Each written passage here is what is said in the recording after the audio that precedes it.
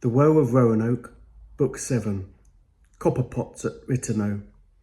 From The White Doe by Sally Southall Cottons, 1901. Trust in the crow, his food and his fiefdom, wresting a tribute from forest and sea. A chilling forecast of doom in the future daunts his bent spirit by freedom made bold. Far over the wildwood he roams at his pleasure.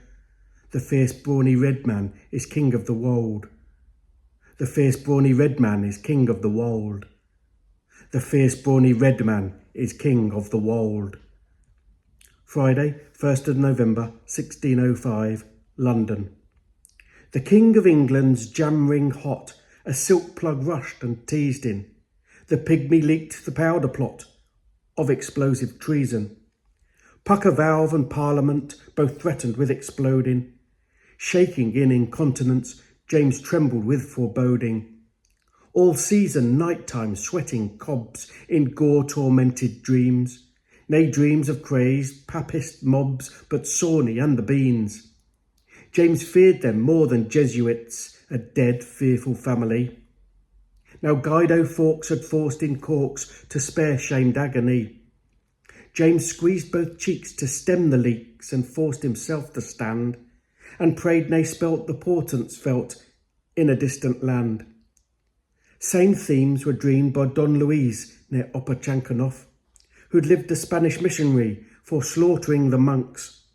Erased 8 priests at Ajacan for frightful premonitions, signed the signal to attack and slay pale expeditions. His superstitions would not cease for over 3 decades. With omen eyes there'd be no peace till vanquished ghost crusades. That troubled chief of Kiskayak with haunting muddled visions was charged with healing Gaia's crack, with repair rough earthly rhythms. The evil beat felt not around that bright autumnal day by Manteo in his peaceful town 200 miles away.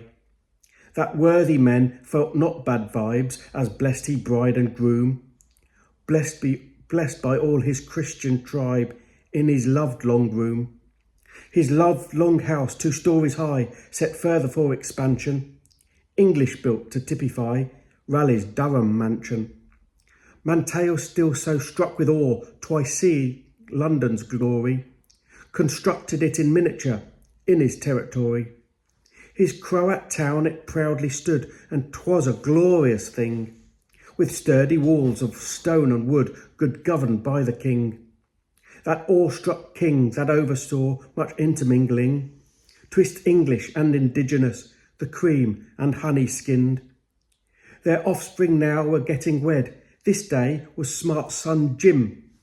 Mild Manteo stood and said, "Festivities begin." Ex-city folk blessed every day the fathers they'd become.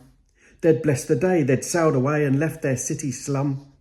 The guests danced naked in the sun, around their children dancing, kicking dust to the wedding drum with a dust devil whirls entrancing.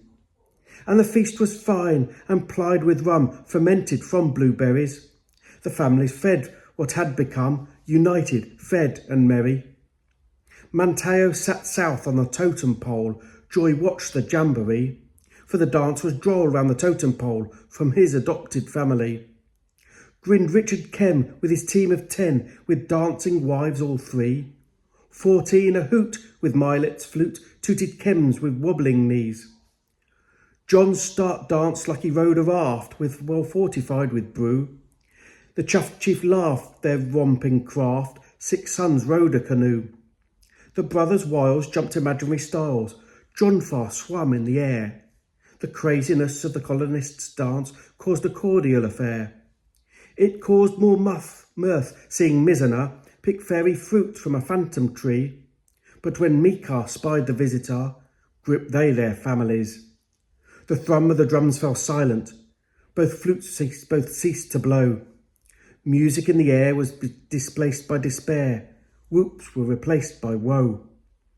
Came a naked, wizened visitor, as old could be.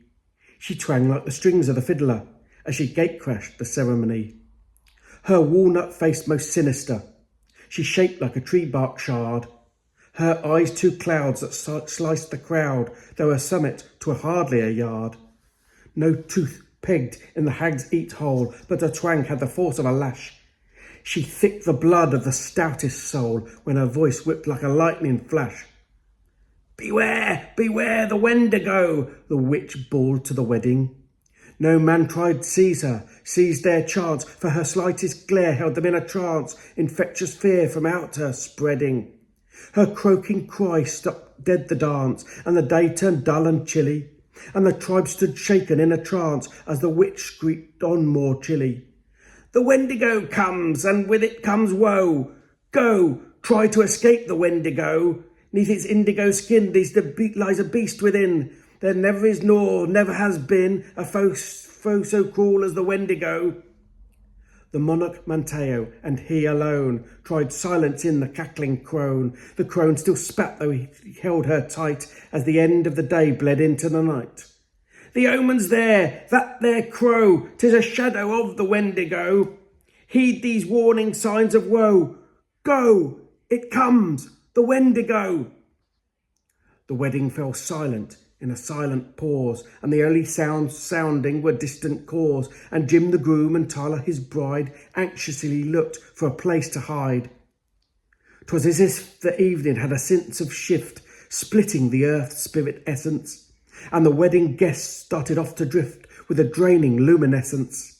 And a deathly pall settled over the crowd, and the crickets all stopped cricking, and every heartbeat beat out loud with terror timely ticking.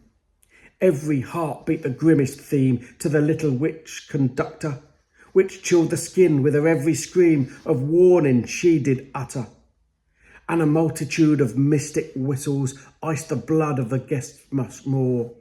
A pause for a hail of missiles from the cloudless sky did pour. It was a deadly deluge of dart and stone and spear, and the revellers seeking refuge ran random, filled with fear. Manteo willed boost he bolder, try shield his tribe from harm. A spear loose drilled his shoulder, and he steered retreat to the barn. The injured chief saw his people's grief, pure panic in them surged, for leisurely, nay dreamily, from the woods the wolves emerged. Many guests fell, and many all killed, assassinated lazily, for the wolves had the town encircled as they closed in tranquilly. They moseyed behind their commander, with 20 tools their hands high, whose wolf pelt looked much grander on a trunk like the morning sky. Manteo stood with his sentries, with his back to his manor house door. The wolf horde arrayed against these, pitiful band of four. Enemy archers bent their bows and set their arrows aiming, and every house set the longhouse doused with kindles arrows flaming. The Wendigo removed its pelt, and likewise did its legion. The wolves morphed into ravens knelt, praising the crow demon. Manteo sprang with his faithful band, leapt, save his longhouse haven, swept aside like a 6 years child by the vengeful veiled raven. His tribe cried from his building. In his longhouse they tried to defend.